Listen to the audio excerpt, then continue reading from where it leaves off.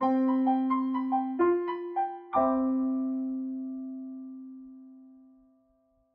change poses an immediate and growing threat to California's economy, environment, and our public health. How can the city become more sustainable and resilient? At City Planning, thanks to a series of legislative actions, we are re-examining how Angelinos get around. We are adopting new guidelines which will allow us to better analyze the impacts of future new developments on our transportation network.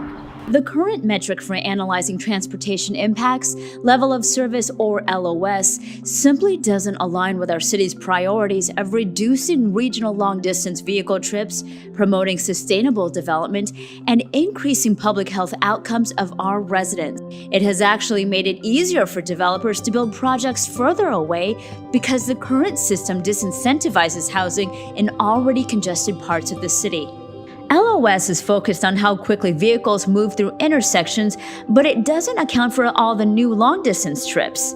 In fact, measuring impacts with LOS actually encourages development at the outer edges of our city. This has contributed to longer commutes for Angelinos forced to drive to access basic services like grocery stores or schools, which in turn impacts quality of life. But this is all changing.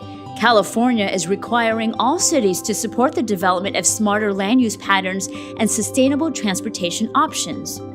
The state has passed legislation which will help incentivize future development where it makes the most sense, near jobs and transit. This will make it possible for people to spend less time in their cars and more time with their families and support our city's vision for a more sustainable future. The new approach will be measured with vehicle miles traveled, or VMT. VMT per capita has been identified by the State of California Office of Planning and Research as the most appropriate metric to meet sustainability and mobility goals. The update to our analysis methods is fundamentally changing the way we plan and the way we get around our city. Think about it. Would you rather have a 45 minutes long commute sitting in 5 minutes worth of gridlock, or a 20 minutes commute with a 10 minutes long traffic jam? Analyzing impacts with VMT will allow new infill development where housing is most needed, near jobs and transit, while protecting open space areas on the outskirts of the city, reducing the pressures to build in existing low-density residential communities.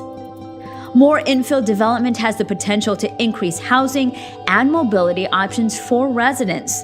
The state has tasked cities to study transportation impacts under CEQA with VMT.